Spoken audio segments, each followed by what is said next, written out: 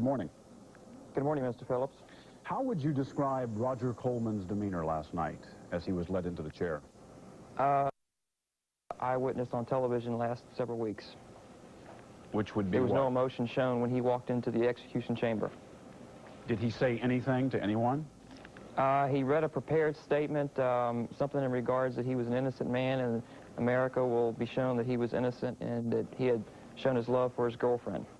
Can you give us your account of what you saw as the execution went down, as the switch was thrown? As the switch was thrown, his body took an immediate jolt backwards. One thing I did notice was some smoke that started to come from his leg. This was during when the current was running through his system. Mm-hmm. How long did it seem to last? It seemed like it was more than 5 minutes, but actually it's about 2.5 minute jolt of electricity of 1,700 volts with 7 amps of energy. How do you feel about it this morning, on this morning after, having witnessed it? Well, it was not an issue with me whether the gentleman was an innocent or a guilty man. I was chosen as a witness for the Commonwealth of Virginia. This man was convicted by a jury of his peers, had his years in court. The case was reviewed by the governor, and the governor made the right decision. There were 10 witnesses last night, 4 journalists. That is correct. And 6 volunteers. You were among the volunteers. That's correct. Why? Reason being, I work for a state legislator by the name of Delegate Phil Hamilton, who has introduced legislation to change the method of our execution from electrocution to lethal injection. And more attorneys in defense cases are using this method as one of their arguments with the Supreme Court. Well, based on what you saw last night?